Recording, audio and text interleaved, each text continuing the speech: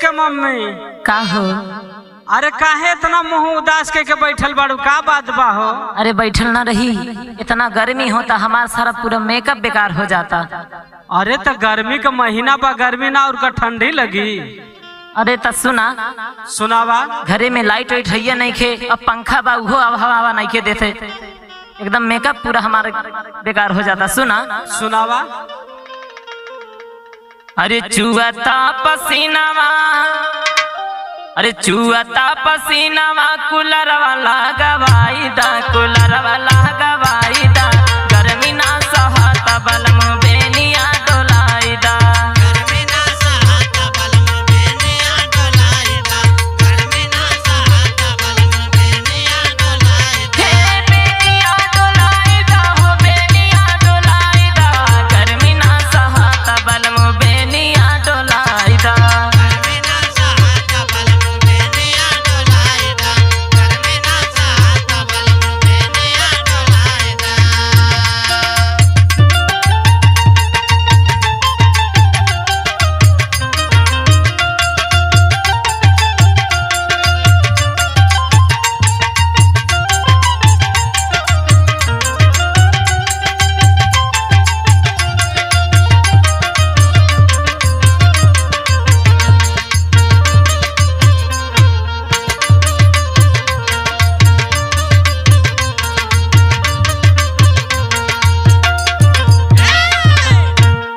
अच्छा तो ये बतावा, का इतनी सुंदर हवा लगत है पुरुआ के, बाबा कूलर के का जरूरत है? पुरुआ तो वैसो गरम हवा लो पेरेला हो। अच्छा अच्छा सुना सुनावा। अरे कबहू में हरिया के सुख ना पुरावेला, अच्छा जेतना कमाला साझे पी के घरे आवेला। ई के को दालच रे? अरे हम देखनी हा, अच्छा सूरज भैया भी कहत रहलन हा। सुना सुना। अरे कबहू में हरिया के सुख ना पुरावेला, व्यास बा जेतना कमाला साझे पी के घरे आवेला।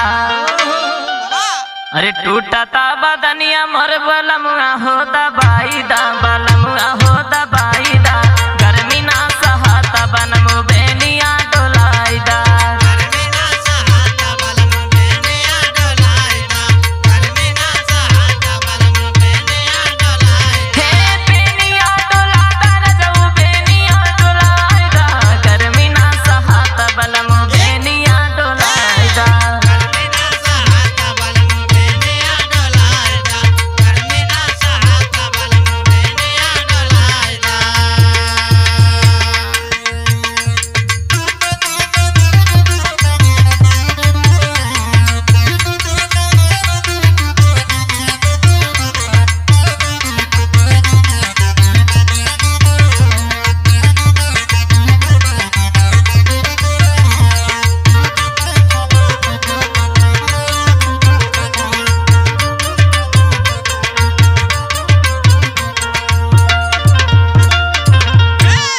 सुना सुनावा। अब तो सुना ही के बाना। इतना कमाला, कम से कम मच्छरदानी ला के दे देता, यहाँ कम से कम हवा नहीं के चलत, बाहरवा सोती सथमा रौरा के। अच्छा ये बता, अब ताना मरबी? ताना नहीं के सुना। सुना। काटेला मच्छर बता जियरा जरा वेला,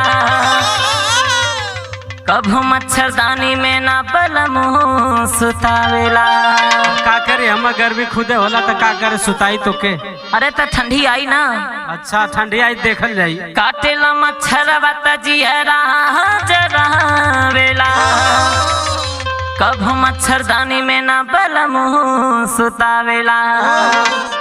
अरे संदीप सजनवा अरुण का